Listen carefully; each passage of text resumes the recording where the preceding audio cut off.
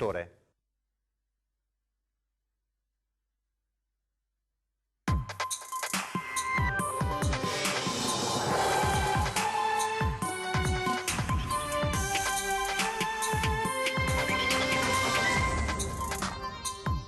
Il bollettino dei contagiati da coronavirus in Veneto sale a 744, 20 le vittime dopo la morte di un ottantenne a Treviso, primo decesso a Chioggia. Confronto in videoconferenza tra il governatore Zaia col ministro agli affari regionali Boccia, ancora molti punti del decreto da chiarire, ho chiesto al governo delle circolari esplicative. Proteste nelle carceri italiane, nella notte contestazione anche a due palazzi di Padova dove una quarantina di detenuti hanno gettato all'aria le brandine delle celle e dato le fiamme alle lenzuola. Padova, Treviso e Venezia, dentro e fuori la zona arancione, dopo le restrizioni partono i controlli delle forze dell'ordine, tra divieti e coprifuoco ancora molti interrogativi. All'ospedale Cafoncello operative da oggi le tende pre-triage, intanto va verso la soluzione il nodo del focolaio di geriatria, riapertura del reparto prevista per giovedì. La quarantena ha funzionato, i contagiati sono scesi all'1,5 per 1000, il sindaco chiede di non rovinare tutto e di rispettare ora le indicazioni delle autorità sanitarie. Ha praticato un'iniezione letale alla moglie e poi ha tentato di togliersi la vita. Dramma a Spinea, il marito accusato di omicidio volontario aggravato è piantonato in ospedale. Buonasera, ben ritrovati, edizione regionale dei telegiornali di Antenna 3. Lo avete dunque sentito ora dai titoli. Il governatore Zaia questa mattina ha fatto il punto con la stampa, ha spiegato la situazione dei contagi e dei ricoveri in Veneto, ha poi parlato della tenuta del sistema sanitario spiegando come sia fondamentale contenere la diffusione del virus per non far collassare le terapie intensive. Ha poi chiarito che rispetto al DPCM di ieri il Veneto ha contestato il fatto che non fossero stati interpellati i presidenti di regione. Nel pomeriggio Zaia in videoconferenza ha discusso proprio di questo con gli altri colleghi e con il ministro Boccia, il capo della protezione civile. Sentiamo che cosa ha chiesto al governo. Io ho presentato le istanze della necessità che a livello nazionale il governo porti avanti circolari esplicative ancora più precise rispetto a quello che c'era scritto nel DPCM. Se si sono risolti i problemi della circolazione delle merci e della movimentazione dei cittadini, è altrettanto vero che sono altri temi. Non so, abbiamo richieste di tutti i tipi, dai barbieri, le parrucchiere, le estetiste, le pizze da asporto, i kebab, e tutti i negozi dove non ci sono posti a sedere ma che hanno finestra, gli street food e molto altro ancora. Sono un sacco di richieste ed è giusto che vengano chiarite. Ovviamente ho chiesto anche che ci sia, come si può dire, certezza sulle forniture, visto e considerato che stiamo attendendo anche di respiratori meccanici, ulteriori forniture, ed infine tutto quello che riguarda poi la costruzione dell'eventuale prossima ordinanza, o meglio DPCM, che andrà a sostituire quello che scadrà il 3 aprile. È anche vero che continuo a dire che è fondamentale che si adottino norme e restrizioni uguali da nord a sud, visto e considerato che la macchia di leopardo, come quella alla quale siamo abituati in queste settimane, non dà i risultati che dobbiamo avere. Gli altri governatori sono della stessa linea? Ci sono state delle richieste diverse in qualche modo o sono unite? Guardi, gli altri governatori hanno confermato la mia posizione, nel senso che è una posizione chiara. Peraltro ho posto anche la questione sulle piste da sci. Noi abbiamo la disponibilità di chiusura, tanto è vero che si avvierà la chiusura, l'impiantistica sciistica, ma non tutti, non la quasi totalità. C'è ancora forse 2 o 3 gestori che ci stanno pensando. Ovvio, la norma oggi non prevede la chiusura degli impianti sciistici, per cui è ancora un aspetto volontario. Abbiamo chiesto che anche su questo si faccia chiarezza, visti gli ammassamenti che si stanno creando e viste le proiezioni che abbiamo rispetto ai potenziali malati che potrebbero finire in ospedale in terapia intensiva. Presidente, ultima domanda, poi la lasciamo andare. Potrebbero esserci dei cambiamenti, delle novità nei prossimi giorni o tutto resterà di questa linea? Guardi, io ho l'impressione che rispetto all'alleggerimento di restrizioni decisamente no, di inasprimento non lo escluderei. E molte le tensioni in varie carceri d'Italia, lo abbiamo sentito nel corso delle nostre edizioni straordinarie, anche A Padova tensione all'interno del carcere Due Palazzi per le norme anti-coronavirus. Domenica sera un gruppo di detenuti della casa di reclusione si sono barricati provocando danni agli arredi, alle celle e alle zone comuni. Si sono anche verificati alcuni incendi che hanno costretto all'uso di idranti, mentre gli agenti della polizia penitenziaria per ore sono stati impegnati nel contenimento fisico dei rivoltosi. Solo a tarda sera la situazione è andata normalizzandosi, non senza però che alcuni agenti dovessero farsi medicare in infermeria. La conta dei danni è ancora in corso. La protesta sarebbe scaturita per il fatto che negli ultimi giorni, come previsto dal decreto ministeriale, i colloqui con i parenti sono stati sospesi e sostituiti con quelli telefonici, come pure sono state limitate tutte le attività che prevedono il contatto fra detenuti e persone provenienti dall'esterno come volontari e legali. La protesta però è stata subito sedata, anche se la situazione all'interno è molto delicata e seguita con estrema attenzione. E nel corso delle prime ore dopo l'entrata in vigore delle zone arancioni, ecco la situazione al confine tra Padova e Vicenza attorno alle 15. Vediamo. Siamo, come vedete, all'uscita praticamente del casello autostradale di Grisignano, che è il casello al confine tra le province di Padova e Vicenza, perché è il primo casello in pratica che da Padova è già in territorio vicentino. Non ci sono, come vedete, all'uscita dell'autostrada chiamiamoli posti di blocco o comunque controlli delle forze dell'ordine, e come dicevo, Cristian adesso vi farà vedere alle mie spalle il cartello che delimita proprio la provincia di Padova da quella di Vicenza. La strada regionale 11 è la principale arteria che collega le province di Padova e Vicenza. Dalla zona ovest di Padova si entra direttamente nel Vicentino, e a Grisignano, che si trova esattamente al confine, c'è anche il casello autostradale della A4 che verso le 15 presentava poco traffico e nessun controllo o filtro delle forze dell'ordine. Le auto possono circolare e le merci possono essere trasportate da una parte all'altra dai camion. Naturalmente gli autisti e i conducenti devono avere con sé l'autocertificazione prevista, che consente di circolare per motivi ben precisi. Noi abbiamo fatto un calcolo che non ha nulla di scientifico, ma vuole essere solo un indicatore di ciò che ha provocato l'attivazione della zona arancione. In 2 minuti hanno attraversato il confine tra Padova e Vicenza, nei due sensi di marcia, 16 veicoli, di cui 4 mezzi pesanti. Un traffico decisamente ridotto rispetto ai periodi di normalità. Stessa cosa, anzi traffico ancora inferiore, anche per buona parte delle altre strade che uniscono le due province, magari attraversando il territorio dei colli, e questo sarà probabilmente lo scenario anche per i prossimi 25 giorni.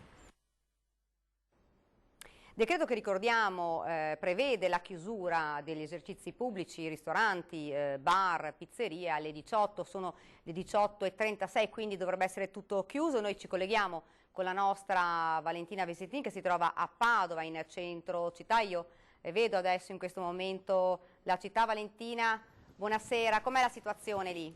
Sì, buonasera. Siamo in Piazza delle Erbe, lo vedete, qui è completamente tutto chiuso. Lì lo vedete, il bar nazionale, uno dei posti più storici della città, è stato chiuso, le serrande sono abbassate, la gente sta andando via.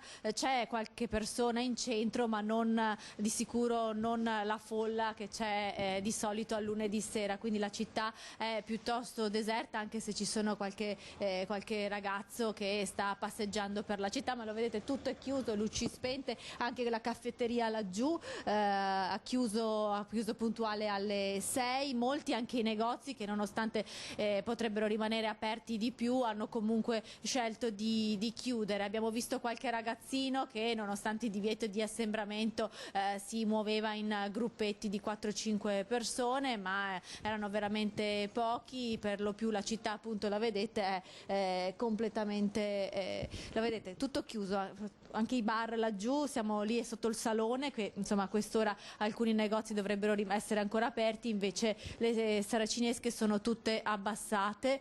Alcune luci accese a Palazzo Moroni, dove è in corso adesso una riunione con i capigruppo in consiglio comunale proprio sull'emergenza coronavirus, ma anche in questo caso stasera doveva esserci il consiglio comunale, ma di fatto sarà un consiglio comunale diverso, con i posti distanziati, ma si discuterà e si dovrebbe approvare proprio questa sera lo slittamento delle imposte comunali. Da Padova, da una piazza delle Erbe davvero surreale, tutto, restituisco la linea allo studio. Grazie Valentina, grazie, buon lavoro. Noi quindi andiamo avanti, ci spostiamo a Vicenza, effetto coronavirus, il nuovo decreto governativo, stazioni dei treni e autobus a Vicenza semideserte e taxi a caccia di clienti.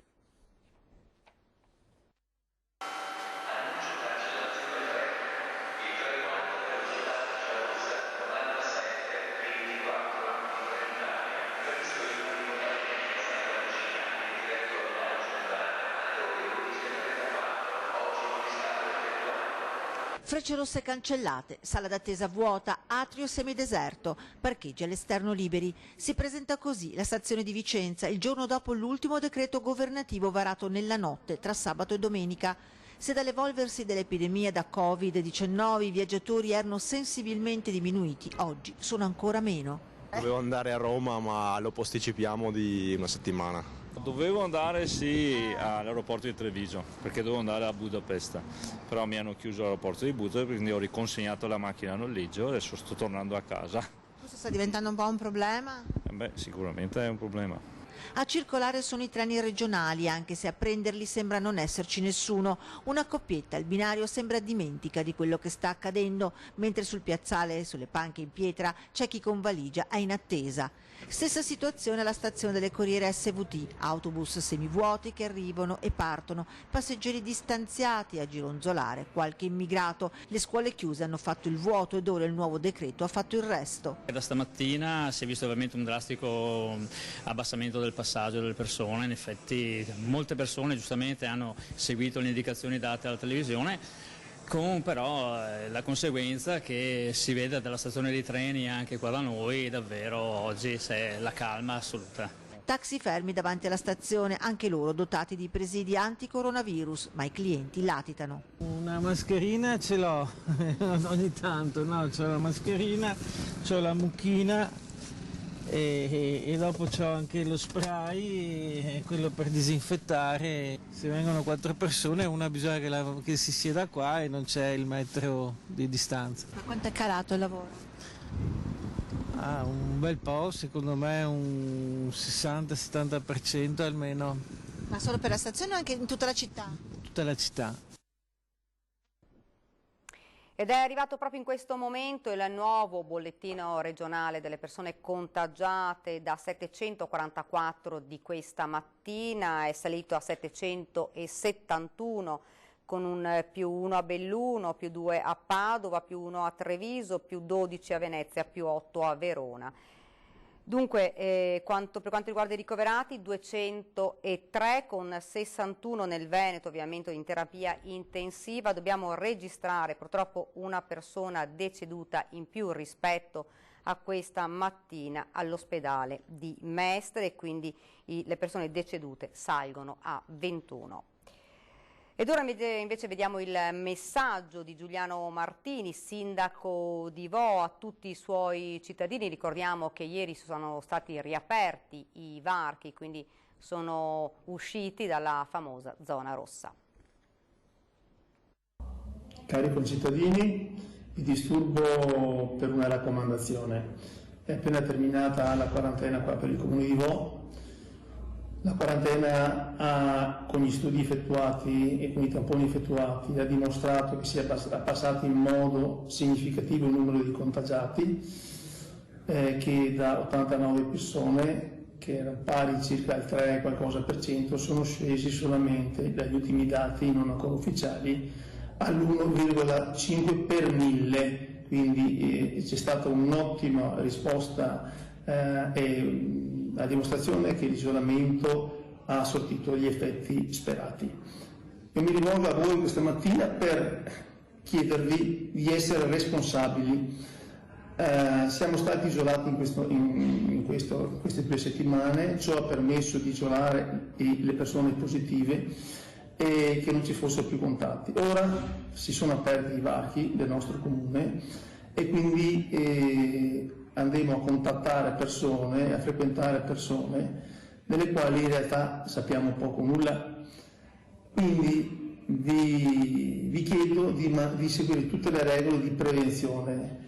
Non stringiamo le mani alle persone, manteniamo la distanza di sicurezza di almeno 1 metro, non frequentiamo locali affollati, non cerchiamo appunto di unirci assieme, manteniamo ancora per qualche settimana quella distanza di sicurezza che ci ha permesso in questi 15 giorni di essere praticamente il paese più sicuro, ritengo, di tutta Italia nei confronti di questo virus. I risultati che abbiamo ottenuti con il sacrificio non gettiamoli all'aria, non andiamo via in altre zone se non utilizzando le mascherine, perché fuori da qua non sappiamo cosa c'è, lo sappiamo cosa c'è all'interno, quindi mi raccomando, usate le mascherine, usate i guanti, non stringete le mani alle persone, mantenetevi a distanza di sicurezza e non andate, se non è necessario, in giro solo per andare in giro, spostatevi solamente per le necessità urgenti. Alle persone che hanno più di 65 anni consiglio vivamente di rimanere a casa. Mi raccomando, non gettiamo via lo sforzo che abbiamo compiuto fino adesso per mantenere controllato il virus, il coronavirus. Vi ringrazio per quanto farete. Dunque, tolti i blocchi che chiudevano l'accesso a Vori, aprono ora le aziende, in gran parte vinicole. Che cosa succederà nelle prossime ore? Un'azienda vinicola a conduzione familiare, 3 dipendenti e 5.000 bottiglie pronte a partire ma bloccate dal cordone sanitario attivato a Vo 14 giorni fa. E in questo periodo per l'imprenditore l'impossibilità di raggiungere l'azienda affidandosi ai parenti. Lasciando l'azienda per 15 giorni abbiamo trovato un po' di cose da sistemare. Fortunatamente avevamo nostro papà che ci ha portato un po' avanti le cose che avevamo lasciato in sospeso.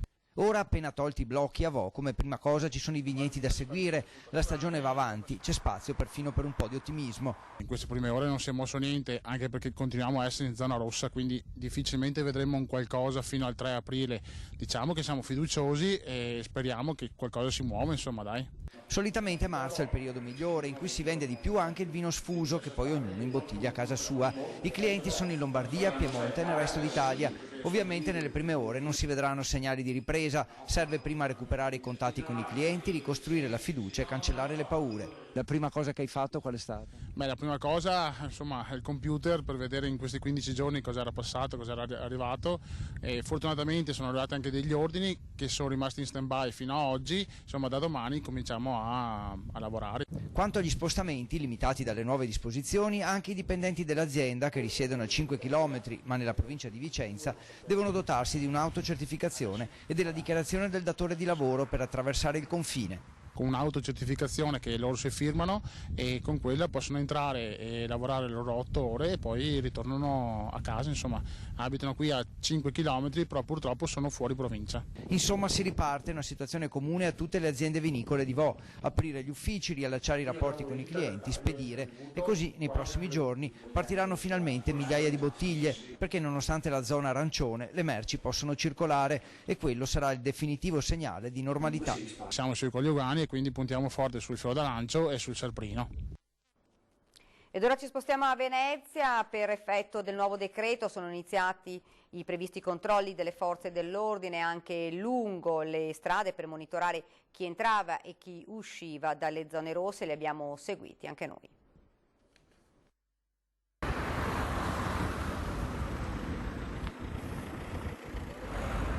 Buongiorno, mi favorisce la partecipazione, per favore. Posso sapere anche il motivo per cui è in giro? Mestre, eccoli previsti i controlli dell'autocertificazione con i carabinieri in una delle cosiddette aree a contenimento rafforzato in zona ospedale dell'Angelo. Con gli uomini dell'Arma anche gli agenti della Polizia Municipale e lungo le strade di viabilità ordinaria. Controlli effettuati a spot durante l'arco di tutta la giornata.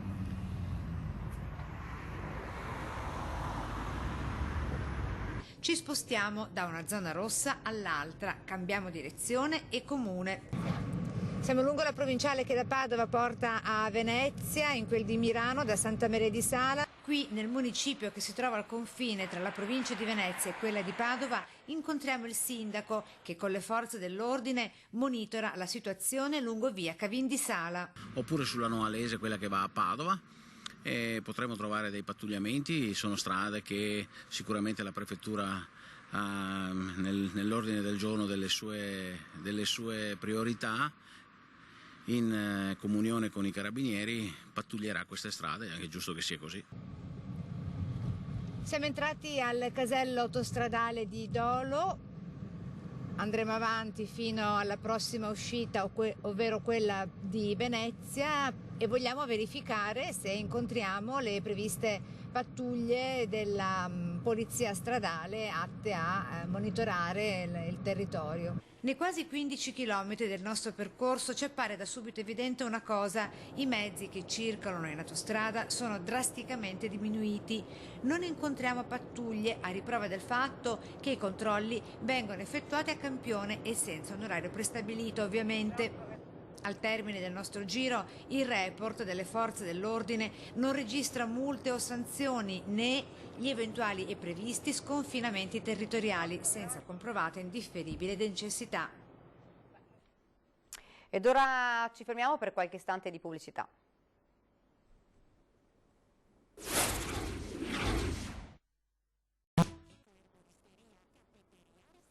Rieccoci in studio con l'edizione regionale dei nostri notiziari. Andiamo avanti a parlare con dell'emergenza coronavirus. Il prefetto di Treviso, Laganà, spiega che si stanno cercando delle linee comuni per l'interpretazione del decreto del Presidente del Consiglio e che inizieranno i controlli delle forze dell'ordine. Sentiamo le sue parole.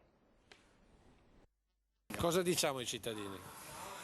Di essere ligi, di pazientare, di essere, come dire, di capire il momento, di adeguarsi a quelle che sono le prescrizioni, da rifugire da interpretazioni sgaiattolanti, perché questo tempo passerà e passerà prima se tutti siamo allineati. Ci stiamo comunque cercando di trovare delle linee di interpretazione che siano anche uniformi, perché poi in questo caso abbiamo anche l'esigenza di non dare un'interpretazione basta, ma che sia in qualche modo anche condivisa dagli altri territori per evitare discriminazioni. Faremo i controlli come sempre fatto, tenendo conto di queste nuove evenienze. Prima avere un locale affollato non era un problema, oggi è una situazione che può comportare una violazione delle norme e in quanto tale verrà sanzionata. Non c'è nessun accanimento e neanche nessuna, però, come dire, vogliamoci bene, perché non è questo il momento. Controlli stradali, la gente dice ma tanti controlli non ci sono, vado dappertutto. Ci saranno e se verranno sanzionati c'è anche una conseguenza di carattere penale, per cui bisogna capire se vale la pena rischiare. Avete disposto dei controlli? Assolutamente sì. Posti di blocco, controlli? Allora, del posto di blocco sembra una cosa, ci sono dei controlli per cui così come si colpisce quello, si trova quello che va magari un po' perché ha alzato il gomito piuttosto che va veloce, saranno anche i casi di cui va in giro senza averne motivo. Verrà provato, c'è l'autocertificazione deve essere fatta, verranno fatti dei controlli e se qualcuno ci incappa incorre nel 650 codice penale. L'applicazione pratica nei territori del decreto ministeriale con relative restrizioni hanno innescato tutta una serie di dubbi nei cittadini che da ieri stanno cercando risposte assaltando letteralmente i centralini delle autorità di riferimento. Un caso per tutti, la Polizia Municipale di Treviso. Solo nella giornata di ieri, dalle 8:30 fino a ieri sera praticamente, abbiamo ricevuto 2 telefonate al minuto. Centralini presi d'assalto da ieri nella sede della Polizia Municipale di Treviso. Tutti a chiedere spiegazioni sui limiti agli spostamenti e soprattutto procedure per le deroghe con relative autocertificazioni.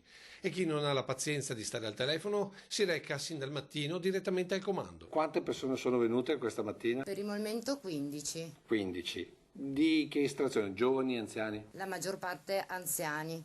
Ecco, e che cosa chiedono?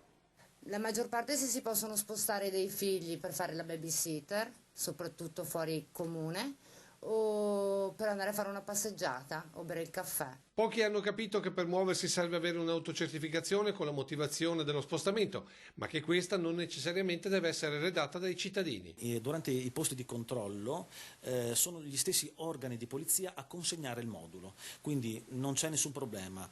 L'anziano, il lavoratore, qualsiasi persona che si sta muovendo ovviamente per motivi seri e necessari, perché la ratio della norma è rimanere a casa, ricordiamocelo, quindi spostarsi il meno possibile, in questi casi il modulo viene consegnato dagli organi di polizia, quindi non necessita partire da casa con nessun modulo. Comandante che sottolinea i limiti per gli spostamenti. All'interno del proprio comune non ci sono grossi limiti di spostamento, anche se, ripeto, muoviamoci il meno possibile, però c'è l'apertura dei bar, c'è l'apertura dei ristoranti, quindi possiamo tranquillamente all'interno del comune sicuramente. Per quanto riguarda motivi di lavoro non ci sono grandi limitazioni, l'importante è certificare la verità, che io mi sto muovendo per motivi di lavoro, anche perché poi l'organo di polizia andrà a verificare questa autocertificazione, quindi la certificazione deve essere assolutamente veritiera, altrimenti si incorre in una denuncia di natura penale. Chiarimenti che contrastano con le richieste che arrivano allo sportello. Ma hanno capito che ad esempio l'autocertificazione la possono, cioè ce l'hanno già direttamente dalle forze dell'ordine oppure... No, glielo devo spiegare.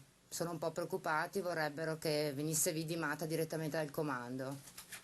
Senta, qual è la richiesta più strana che le è arrivata fino adesso? Se possono recarsi a Padova a tagliarsi i capelli e barba perché sono abitudinari. Questa è la più strana.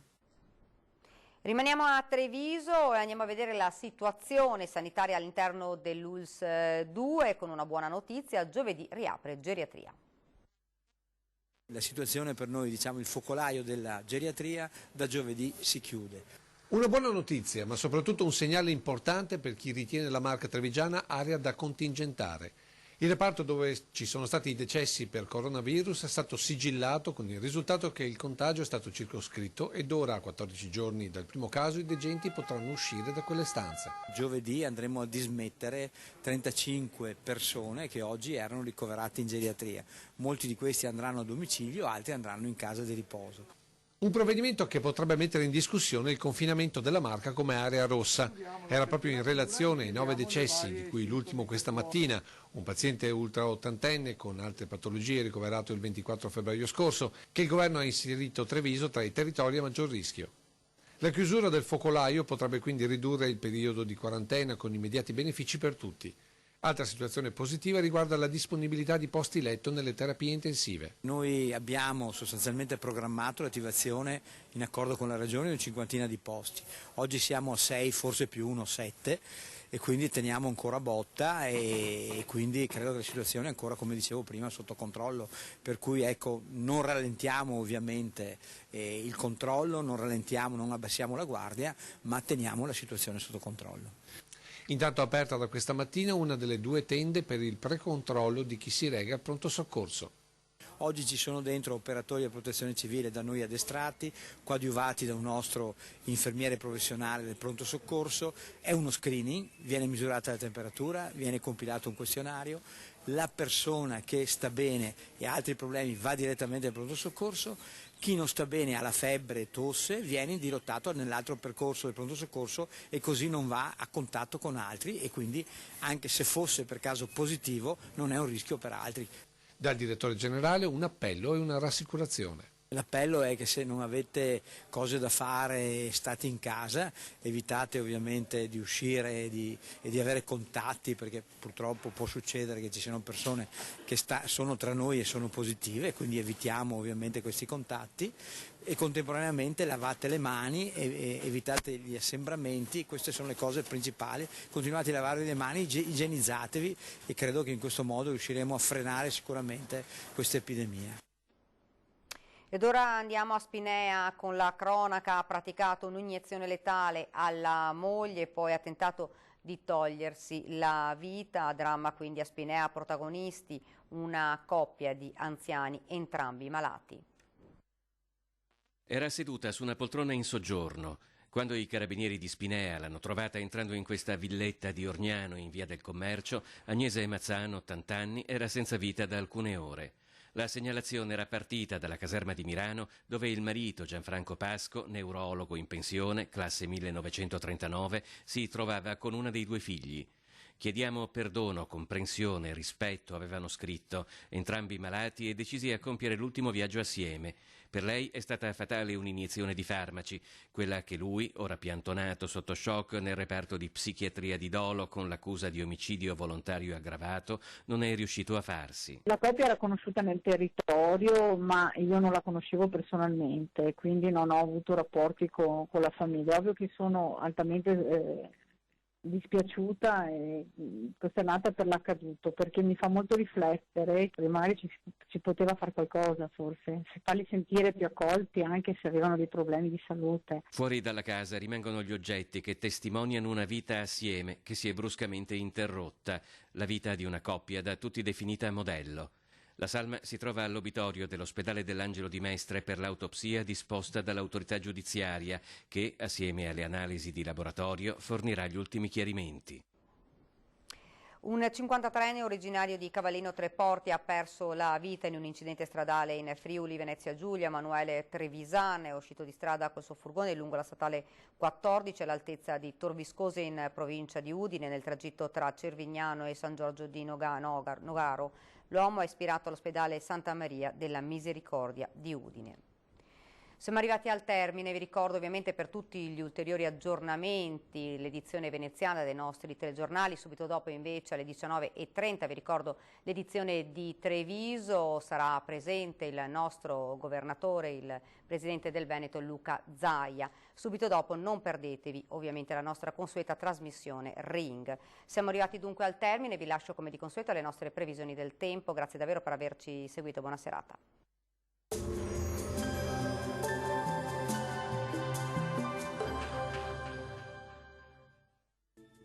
Benvenuti al meteo. Tempo stabile con alta pressione in rinforzo e correnti molto miti mediterranee responsabili di un aumento delle temperature. Il dettaglio di martedì 10 marzo. Sul Veneto avremo bel tempo, sarà soleggiato e asciutto su tutte le province della nostra regione. Assenza di precipitazioni, sole offuscato solamente da velature e stratificazioni più alte. Temperature come detto in aumento, minime tra 2 e 6 gradi, valori massimi invece tra 11 e 15 gradi. Bel tempo anche sul Friuli Venezia Giulia, sole prevalente salvo per qualche locale addensamento sulle aree montuose. Temperature minime tra 4 e 8 gradi, valori massimi oscillanti invece tra 13 e 14 all'incirca. Uno sguardo infine al Trentino Alto Adige, anche qui sarà soleggiato, salvo per locali nevicate sui confini alpini sopra i 1200 metri. Temperature minime intorno allo 0, massime sui 13 gradi. Dal meteo di Antena 3 per ora è tutto, grazie per l'attenzione e arrivederci.